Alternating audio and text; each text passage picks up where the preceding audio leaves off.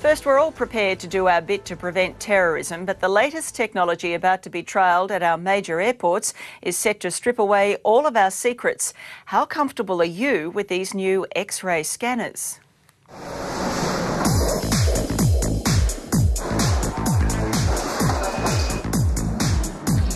Threat, back pocket.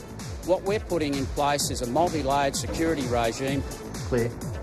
It's a brave new world, if you're brave enough to look like this in the name of national security. There's a human being sitting behind a screen somewhere having a look at your naked form. It's called a whole-body security scanner, and it's coming to an airport near you. What we're trying to do here is to provide an improved security outcome and at the same time improve the speed and facilitation aspects of a passenger's journey. Paul Retter is from the Office of Transport Security. He says the scanner uses radio frequency signals to create an image which reveals hidden objects on a person. But as you can see, it reveals a lot more, including body shape, breast outline and underwear. Make me feel a bit uncomfortable. I'm usually reasonably open-minded about that sort of thing. A Current Affair gave you Australia's first pictures of the machine back in April when Qantas trialled the technology. Head of Security, Jeff Askew. They go straight to the operator. The operator makes a determination whether the passenger's cleared to enter the sterile area or not, and after that they're erased. I don't know, whatever's going to keep us safe, I'm all for it. That's what you're going to look like on the screen. That's better than I look now.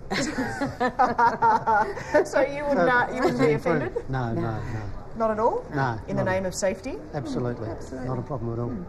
I'd feel a bit uncomfortable.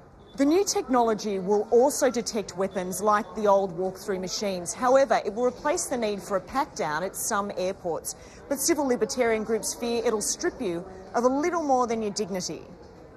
Well, it's an invasion of people's privacy, of course it is. I mean, I know they blur out the naughty bits, but you could achieve the same effect by having people take off their clothes and leave on their underwear.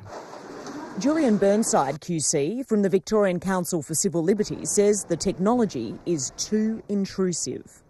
I'm really not sure what sort of weapons are likely to be detected by, in effect, stripping people electronically that wouldn't be detected by orthodox technology.